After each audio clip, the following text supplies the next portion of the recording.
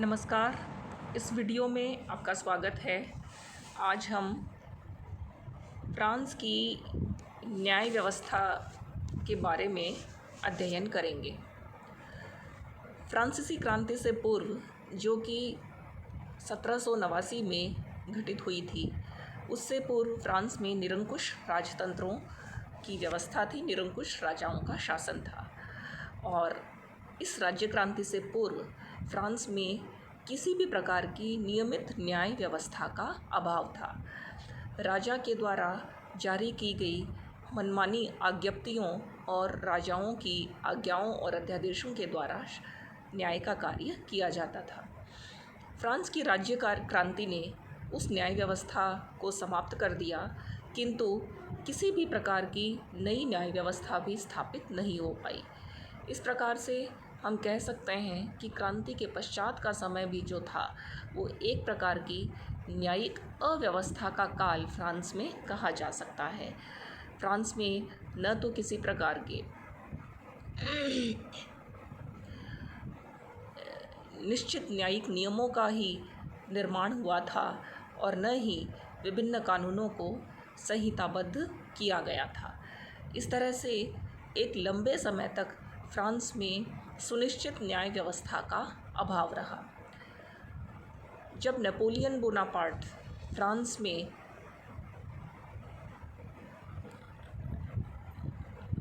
अपना शासन स्थापित करता है, तब वह सबसे पहले फ्रांस की न्याय व्यवस्था में विधि व्यवस्था के संहिताकरण का कार्य करता है।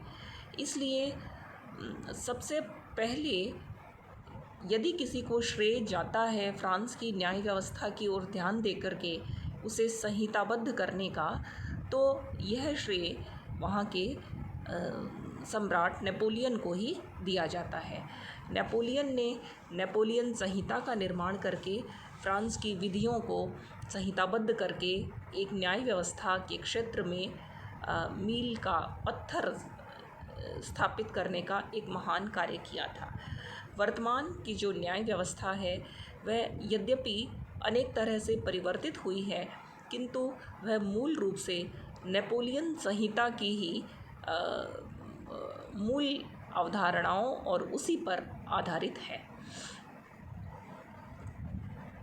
पंचम गणतंत्र की जो न्याय प्रणाली है, उसकी कुछ विशेषताएं हैं जिनका अध्ययन हम निम्न बिंदुओं में कर सकते हैं।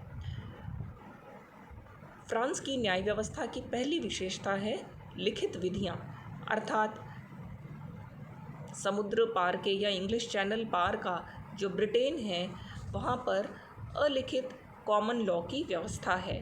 अर्थात ऐसी विधियां जो कि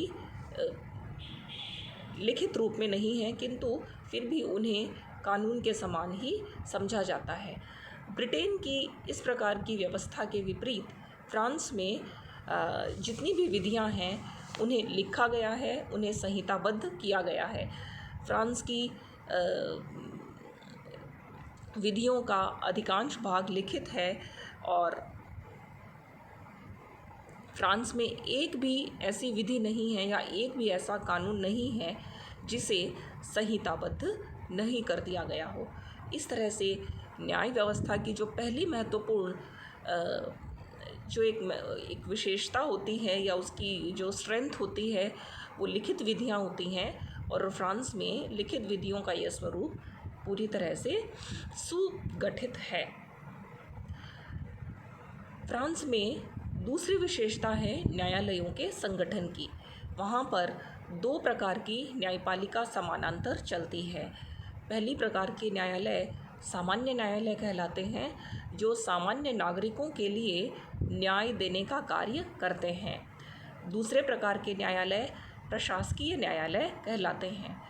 प्रशासकीय न्याय की यह अवधारणा जो प्रशासकीय न्यायालयों के माध्यम से संचालित होती है, यह पूरी दुनिया में फ्रांस की एक विलक्षण विशेषता है। प्रशासकीय न्यायालय का तात्पर्य ये है कि इन न्यायालयों के द्वारा विभिन्न सरकारी विभागों और सरकारी कर्मचारियों तथा नागरिकों के बीच जो विवाद उत्पन्न होते हैं, उनके मामले में जो निर्णय दिए जाते हैं, वो प्रशासकीय न्यायालयों के द्वारा ही दिए जाएंगे। यानी कि सरकार से संबंधित, सरकारी विभागों से संबंधित जो मामले होते हैं उनका निर्णय पृथक से प्रशासकीय न्यायालयों के द्वारा किया जाता है। और इस तरह से फ्रांस की न्याय व्यवस्था को 2 भागों में विभाजित करने के कारण फ्रांस की न्याय व्यवस्था एक त्वरित न्याय प्रणाली बन गई है। शीघ्रतापूर्वक न्याय संभव हो पाता है और भारत की तरह यहाँ पर बरसों तक मामले अटके नहीं रहते हैं। तीसरी विशेषता है संविधिक विधियाँ। संविधिक विधियों का तात्पर्य ये है कि फ्रांस में जो कानूनों की उत्पत्ति है वो संसद के द्वारा होती है या किसी अन्य संवैधानिक संस्था के द्वारा। इस तरह से सभी विधियों का जो स्रोत है वो कानून निर्माण करने वाली संस्था होती है और रूढ़ियों और प्रथाओं का इसमें बहुत ही कम योगदान है। अधिकांश विधियाँ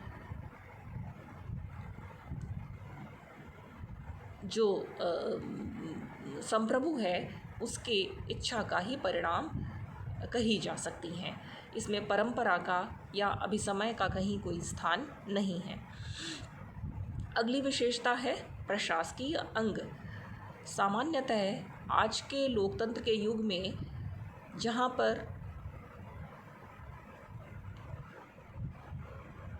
शक्ति पृथक्करण के सिद्धांत के अनुसार न्यायपालिका को अन्य 2 अंगों से पृथक रखा जाता है, अर्थात न्यायपालिका प्रशासन का हिस्सा नहीं समझी जाती। भारत, इंग्लैंड, अमेरिका और दुनिया के अन्य सभी देशों में व्यवस्थापिका और कार्यपालिका से न्यायपालिका को मुक्त रखा गया है, पूरी तरह से मुक्त रखा गया है। इसके विपरीत फ्रांस में न्यायपालिका को व्यवस्थापिका और कार्यपालिका के समान ही प्रशासन का तीसरा अंग माना जाता है। वह प्रशासन का ही एक हिस्सा है और जैसा कि मुनरो ने ये लिखा है कि जिस प्रकार डाकघर होते हैं सरकार के एक विशिष्ट शाखा है, उसी प्रकार वहाँ के जो न्यायाधीश हैं वो न्यायपालिका को भी सरकार की एक सामान्य शाखा के रूप में ही स्वीकार करते हैं। न्यायपालिका की स्वतंत्रता की जो गरिमा अमेरिका में और भारत में न्यायपालिका को प्राप्त है, वैसी गरिमा फ्रांस में नहीं है। यह एक सामान्य प्रशासकीय अंग के रूप में ही इसे स्वीकार किया जाता है, समझा जाता है। न्यायाधीशों की नियुक्ति की यह जो प्रक्रिया है, यह भी फ्रांस में विशिष्ट है, अनोखी है। भारत और अमेरिका तथा ब्रिटेन आदि अन्य देशों में न्यायाधीशों, वहाँ के सर्वोच्च न्यायालय और अन्य जो न्यायाधीश हैं उनकी नियुक्ति बहुत ही ये कहना चाहिए कि देश में जो न्याय के क्षेत्र में जो विख्यात कानूनविद हैं, जो विख्यात न्यायवेत्ता हैं या विख्यात विधिवेत्ता है, वकील हैं, उन्हें ही उन देशों में न्यायाधीश के रूप में मनोनीत किया जाता है, उनको नियुक्ति दी जाती है।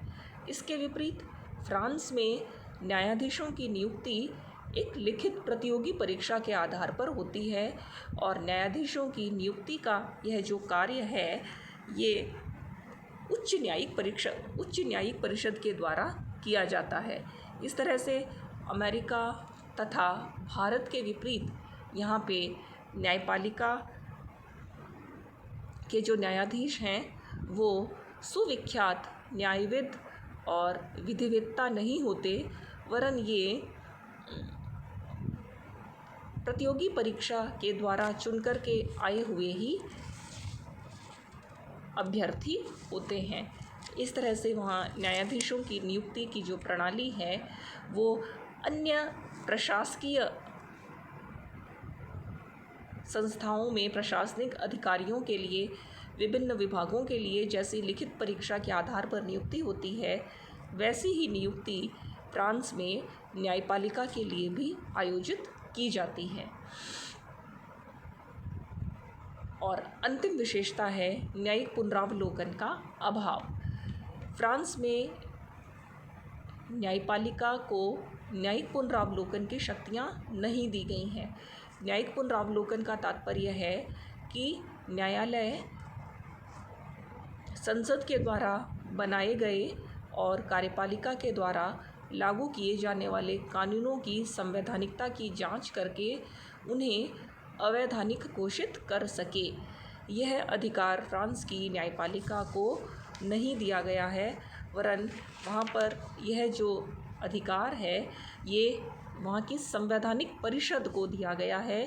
न्यायिक पुनरावलोकन संबंधी दायित्व के लिए एक अन्य संस्था है जिसे संवैधानिक परिषद कहा जाता है। वहाँ के सर्वोच्च न्यायालय को यह अधिकार नहीं दिया गया है।